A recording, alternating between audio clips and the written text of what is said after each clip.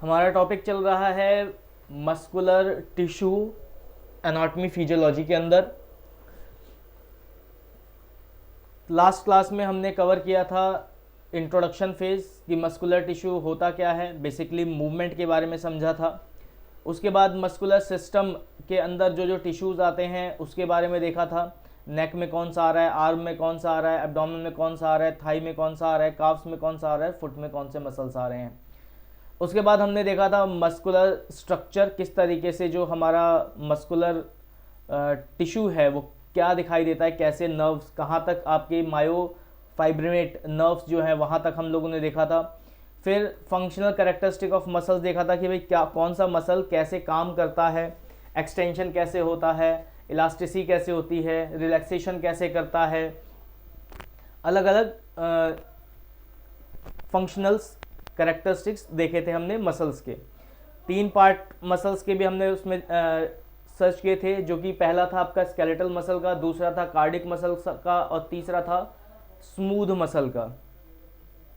फिर skeletal muscle का हमने डायग्राम देखा था, जिसके अंदर हमने ये देखा कि भाई किस तरीके से आपका स्केलेटल मसल जो है वो दिखाई देता है, और डायग्रामेटिकली समझा था कि उसके अंदर क्या क्या पार्ट्स अवेलेबल हैं। फिर हमने माइक्रोस्कोपिकल व्यू भी देखा उसी का डायग्रामेटिकली स्केलेटल मसल्स का, कि किस तरीके से हमारे जो स्केलेटल मसल है वो डायग्रामेटिकली दिखाई देते हैं। नेक्स्ट पार्ट में हमने उसी का एक पर्टिकुलर पार्ट स्केलेटल मसल का फाइबर जो हमने यहाँ पे डायग्रामेटिकली देखा था, उसमें से एक फाइबर का पार्ट भी हमने एक्सटेंड करके देखा था, तो उसमें कितने सारे बेंड्स होते हैं, कहाँ पे क्या कवरिंग्स हैं, वो सारी। आज हम स्टार्ट करने जा रहे हैं स्केलेटल मसल सिस्टम में ही आगे और फर्दर उसके बेंड्स के बारे में देखेंगे, किस तरीके से जो स्लाइड है बेसिकली हमारी ये एनाटॉमिकल स्लाइड जो है वो देखने को मिलती है। कुछ इसमें स्ट्रक्चर्स देखने को पढ़ेंगे हम लोग, बेसिक पढ़ेंगे। उसका रीज़न है मेन जो आपका डीपीटी के अकॉर्डिंगली अगर मैं बात करूं तो उसमें मेन जो है वो मूवमेंट के ऊपर डिपेंडेंसी है कि किस तरीके से वो मूव करता है। मस्कुलर सिस्टम जो है मायोसिन मस्कुलस किस तरीके से आपके हेड और टेल में डिवाइडेड हैं वो देखेंगे, और कैसे वो एक दूसरे के साथ अटैच रहते हैं वो सारा पार्ट आज हम इसमें कवर करेंगे।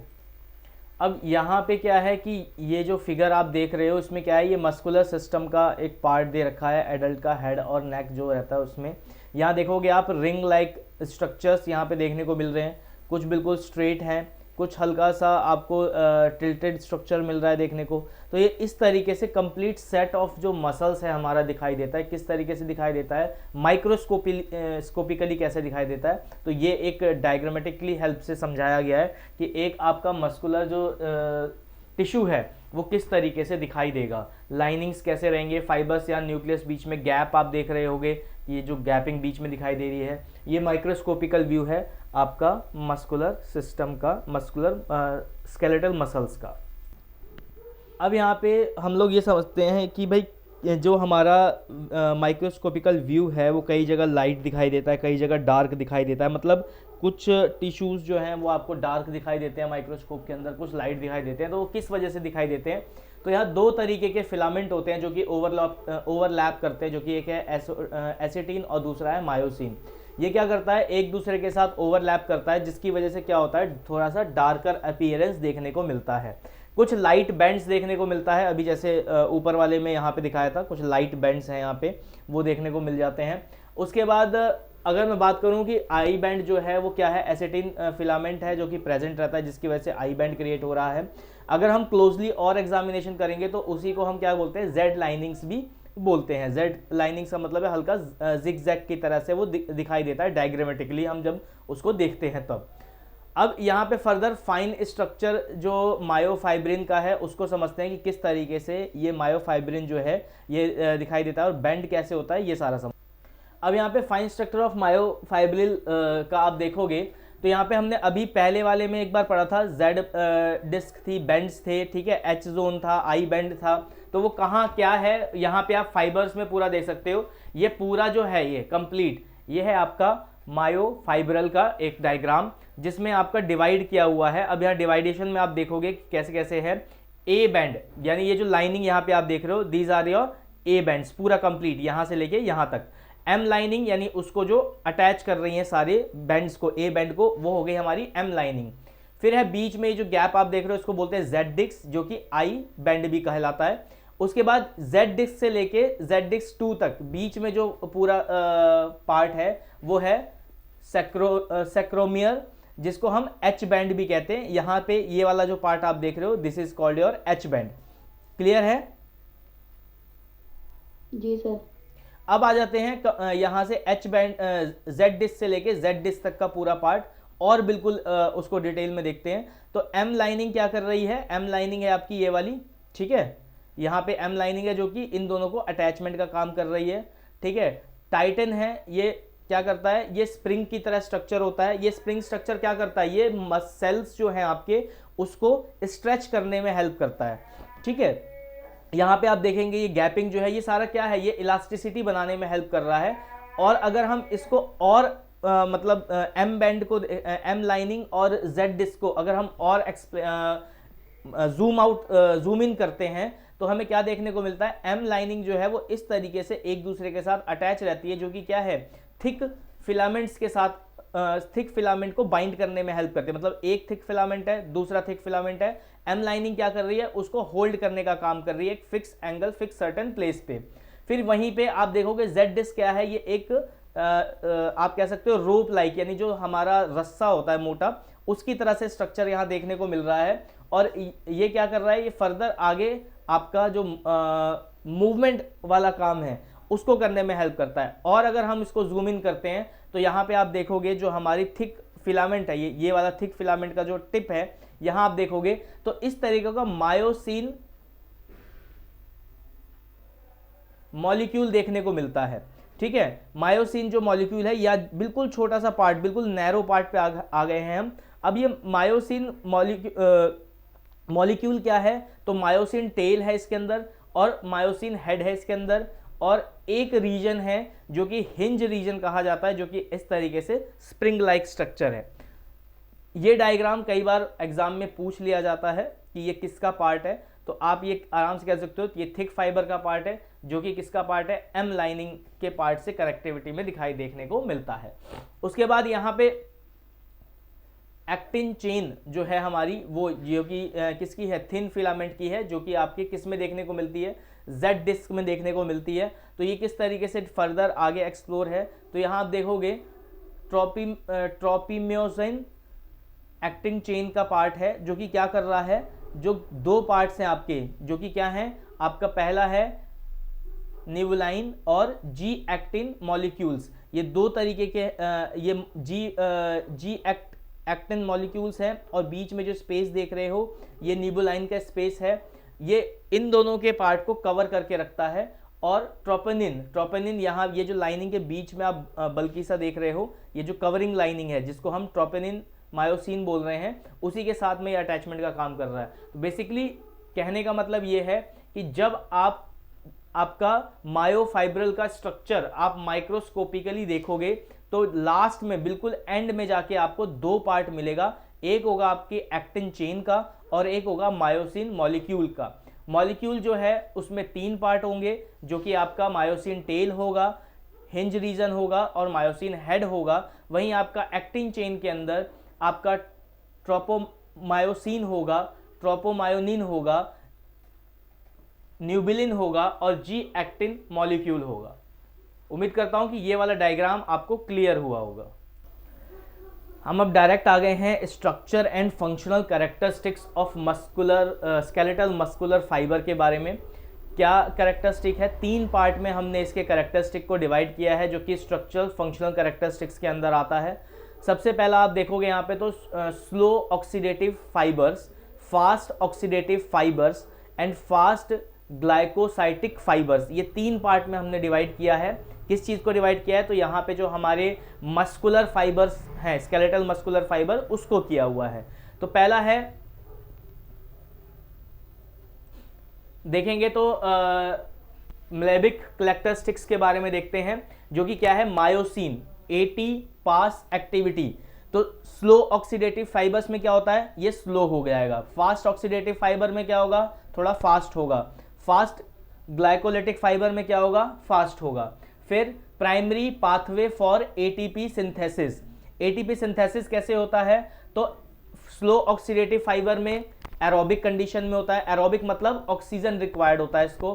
फास्ट ऑक्सीडेटिव फाइबर्स में भी एरोबिक कंडीशन में होता है, यानी ऑक्सीजन की रिक्वायरमेंट होगी। फास्ट ग्लाइकोसिटिक फाइबर में ऑक्सीजन की रिक्वायरमेंट नहीं होता है, तो ये एनारोबिक ग्लाइकोलाइसिस होता है, मतलब जहां पे ऑक्सीजन की मॉलिक्यूल की जरूरत नहीं पड़ती है। स्लो और फास्ट ऑक्सीडेटिव में ऑक्सीजन की जरूरत पड़ती है। प्राइमरी पाथवे है एटीपी सिंथेसिस का, एडिनो ट्राइफॉस्फेट बोलते हैं, चाहो तो आप लिख लो इसको। एटीपी सिंथेसिस जो है वो एडिनो ट्राइफॉस्फेट एक काइंड की एनर्जी होती है जो सेल के द्वारा यूटिलाइज की जाती है, एक्सचेंज ऑफ एनर्जी कह सकते हो फॉर्म है ये। फिर है आपका मायोग्लोबिन कंटेंट, जो कि आपके हाई रहता है किसमें, स्लो ऑक्सीडेटिव फाइबर में, और फास्ट ऑक्सीडेटिव फाइबर में भी हाई रहेगा, लेकिन फैट ग्लाइकोलाइटिक फाइबर में यही लो हो जाएगा। फिर ग्लाइकोजन स्टोरेज, जो ग्लाइकोजन है वो कैसे स्टोर होता है, तो स्लो ऑक्सीडेटिव में लो अमाउंट में स्लो होगा, फास्ट ऑक्सीडेटिव में इंटरमीडिएट मतलब मीडियम रहेगा, ना ज़्यादा होगा ना ज़्यादा कम होगा, बीच का रहेगा। और उसके बाद आपका जो है हाई, उसमें किसमें हाई रहता है ये, तो आपका फास्ट ग्लाइकोसाइटिक फाइबर्स के अंदर ये हाई देखने को मिलेगा। फिर रेट ऑफ फटीग्स अगर देखें तो स्लो ऑक्सीडेटिव में स्लो रहेगा, फास्ट ऑक्सीडेटिव में अगेन इंटरमीडिएट रहेगा, और फास्ट ग्लाइकोलाइसिक में फास्ट रहेगा। इंटरमीडिएट मतलब नॉर्मल रहेगा, ना ज़्यादा तेज ना ज़्यादा कम। फिर स्ट्रक्चरल कैरेक्टरिस्टिक्स के बारे में जानते हैं, तो स्ट्रक्चरल कैरेक्टरिस्टिक्स में कलर जो है वो किस तरीके का दिखाई देगा, तो रेड दिखाई देगा किसमें, तो आपका जो स्लो ऑक्सीडेटिव फाइबर है उसमें रेड कलर का दिखाई देगा। सेम अगेन चीज जो फास्ट ऑक्सीडेटिव फाइबर है उसमें रेड टू पिंक, ये शेड है रेड से पिंक की तरफ जा रहा है, और फास्ट ग्लाइकोलाइटिक फाइबर में व्हाइट कलर का दिखाई देगा। फिर वहीं पे आ जाते हैं आपका जो फाइबर जो डायामीटर है वो कैसा दिखाई देगा, तो स्लो ऑक्सीडेटिव में आपका स्मॉल दिखाई देगा, फास्ट ऑक्सीडेटिव में आपका इंटरमीडिएट यानी नॉर्मल सा दिखाई देगा, और फास्ट ग्लाइकोलाइटिक में लार्ज दिखाई देगा।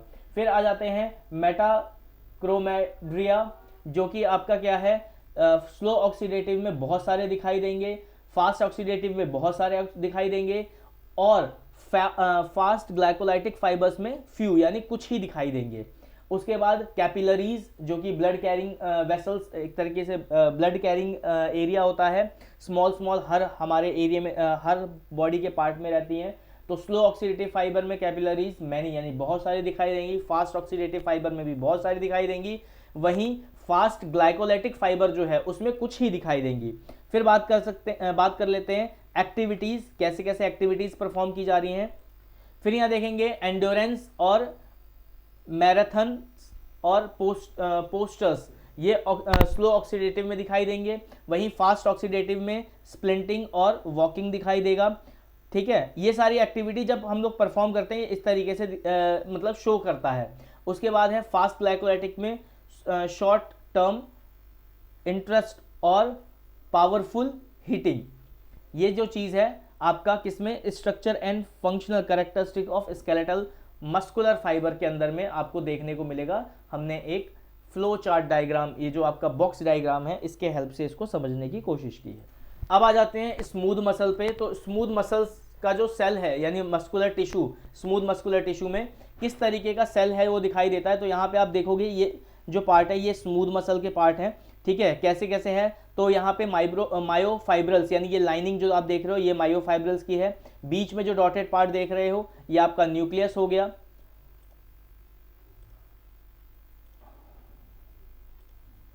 मायोफाइब्रिंग क्या है, तो ये ब्लू लाइनिंग से मैंने कवर किया है, ये मायोफाइब्रिंग्स है। उसके बाद थोड़ा सा और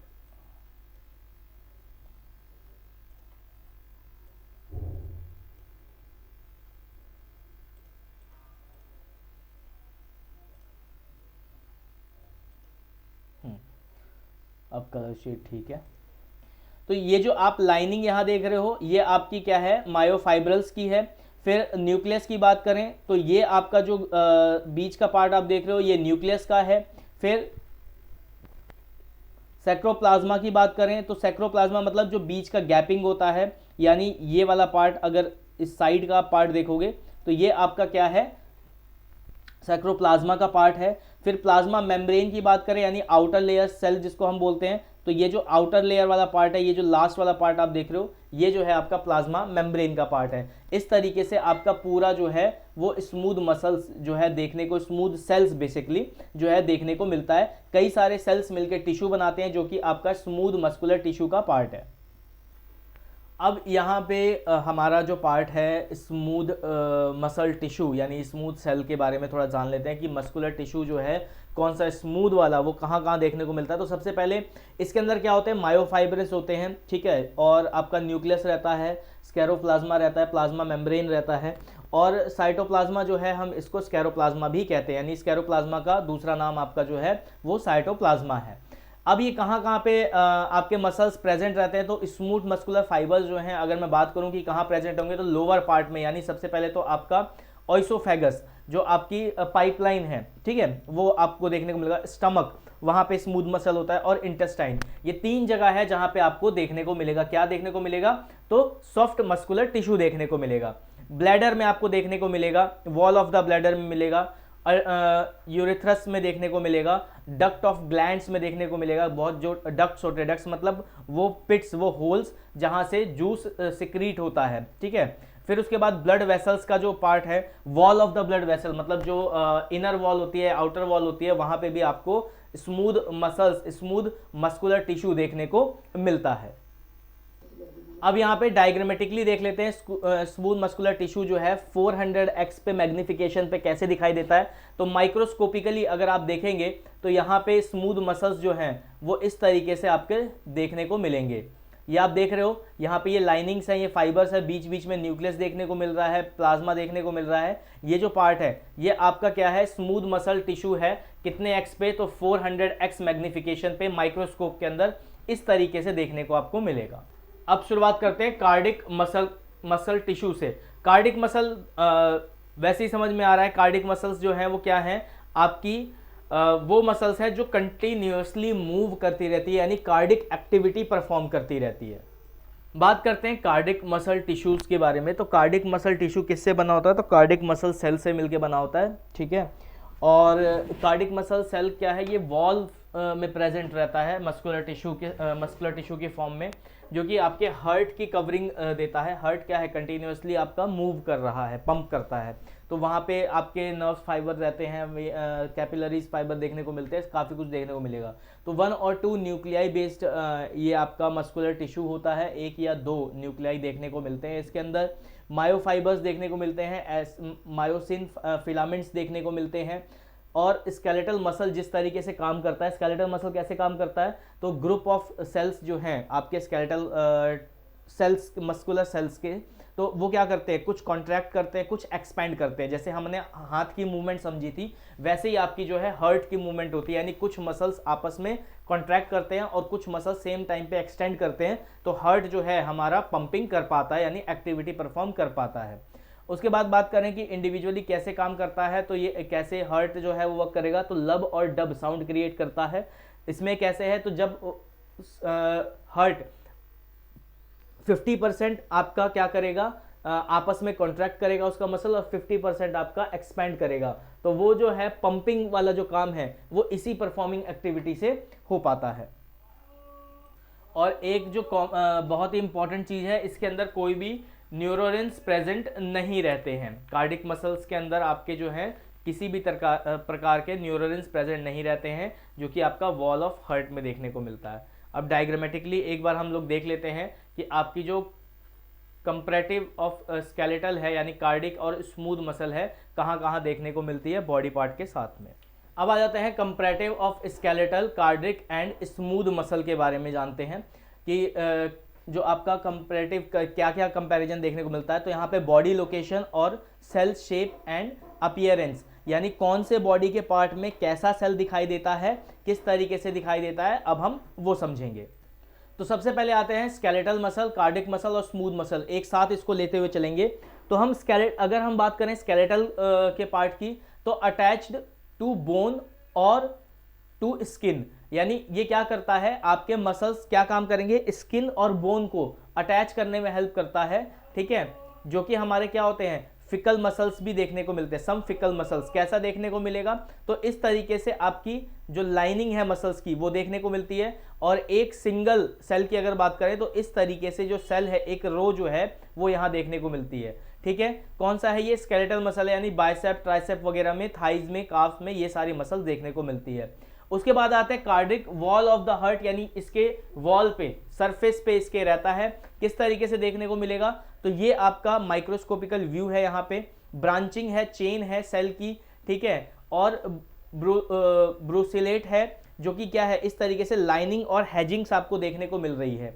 सिंगल देखेंगे तो यहाँ पे ये इस तरीके से ये अटैच रहता है, ये बीच में न्यूक्लियस देखने को मिल रहा है, ये बेंड्स देखने को मिल रहे हैं और एच और जेड लाइनिंग्स एरिया देखने को मिल रहा है। फिर उसके बाद आ जाते हैं स्मूथ मसल जो कि स्टमक यूनिट पे रहता है, सिंगल यूनिट है, आई में देखने को मिलेगा। कहाँ कहाँ देखने को मिलेगा? मसल ऑफ द वॉल देखने को मिलेगा, ठीक है, ऑर्गन्स के वॉल्स पे, सरफेस पे देखने को मिलेगा। थिन जो आपका हार्ट है वहाँ भी देखने को मिलेगा स्मूथ वाला। फिर आपका जो है इंटेस्टाइनल लार्ज आर्टरीज में देखने को मिलेगा, ठीक है। फिर आपका मस्कुलर आई मसल्स जो है वहाँ भी देखने को मिलेगा, एयरवेज जो एल्वेलाइज होते हैं वहाँ भी देखने को मिलेगा। किस तरीके से देखने को मिलेगा? तो यहाँ पे आप देखोगे ये एक लाइनिंग और हेंजिंग्स दिखाई देख रही है आपको, बीच में न्यूक्लियस दिखाई दे रहा है, एम्प्टी प्लाज्मा स्पेस दिखाई दे रहा है। अगर सिंगल सेल की बात करें तो इस तरीके से आपका ये सिंगल सेल जो है वो देखने को मिलेगा। तो ये था आपका comparative skeletal cardiac smooth muscular का एक फ्लो चार्ट डायग्राम, जिससे आप इजीली समझ पाओगे कि कौन सा स्केलेटल मसल है आपका, कौन सा कार्डिक मसल है और कौन सा स्मूथ मसल है। स्मूथ मसल का मतलब होता है जो सॉफ्ट होता है, ठीक है, जिसमें रिजिडिटी कम होती है। कार्डिक मतलब जो कि आपका हार्ट, कार्डिक से ही समझ में आ रहा है कि कार्डिक मसल जो है कंटिन्यूअसली बिना किसी रेस्ट के चल रहा है, ठीक है। और स्केलेटल मसल जो है वो क्या कर रहा है, वो बोन और स्किन को अटैच करने का काम यहाँ पे कर रहा है। उम्मीद करता हूँ कि ये डायग्राम से आपको पूरा क्लियर हुआ होगा कि आपका कंपैरेटिव ऑफ स्केलेटल, कार्डिक और स्मूथ मसल का किस तरीके से वर्किंग और अपीयरेंस रहता है। अब कंपैरिजन की बात कर लेते हैं कि भाई आपका स्केलेटल, कार्डिक और स्मूथ मसल का क्या कंपैरिजन रहता है। तो यहाँ कैरेक्टरिस्टिक है, स्केलेटल है, मसल है और कार्डिक और स्मूथ है। तो यहाँ पे आप देखोगे डायग्रामेटिकली, अगर आप कनेक्टिव टिश्यू कंपोनेंट्स की बात करें हम, ठीक है, तो यहाँ पे स्केलेटल में क्या है, एपिथेलियम्स है, ठीक है, प्राइमिलियम्स हैं और एंडोमायोसिम्स हैं। तो एंडोमायोसिम्स यहाँ पे, ये अब पहले वाला ही डायग्राम है, इससे पहले भी ये एक्सप्लेन किया हुआ है। सेल्स है बीच में, यहाँ पे आप देख रहे होगे एंडोमायोसिम्स हैं और प्रीमायोसिम्स हैं। प्रीमायोसिम्स यानी ये जो लाइटनिंग आउटर लाइनिंग देख रहे हो। वहीं कार्डिक में आप देखोगे तो एंडोमायोसिम्स हैं attached to fibres skeletal of heart. यहाँ पे आप देखोगे एंडोमायोसिम्स, इस बीच वाले स्पेस की बात की जा रही है। वहीं अगर स्मूथ मसल की बात करें तो यहाँ स्मूथ मसल में आप देखोगे क्या है, आपका एंडोमायोसिन्स हैं जो बीच में, सेल्स के बीच की बात यहाँ पे की जा रही है। अगर कहें कि presence of myofibres composed of sarcomeres, तो आपके स्केलेटल में प्रेजेंट रहते हैं, कार्डिक में प्रेजेंट रहते हैं, बट मायोफाइबर्स आर। सर आपकी आवाज नहीं आ रही। यहाँ पे आपके कार्डिक में मसल्स जो हैं वो इरेगुलर थिकनेस पे रहते हैं। फिर वहीं स्मूथ मसल्स की बात करें तो यहाँ प्रेजेंट नहीं होते हैं, बट एक्टिन जो मस्कुलर फिलामेंट्स हैं वो आपके थोड़े से प्रेजेंट रहते हैं, जो कि क्या है, डेंस होते हैं और बॉडीज के साथ में आपके एक्ट करते हैं फिलामेंट की तरह।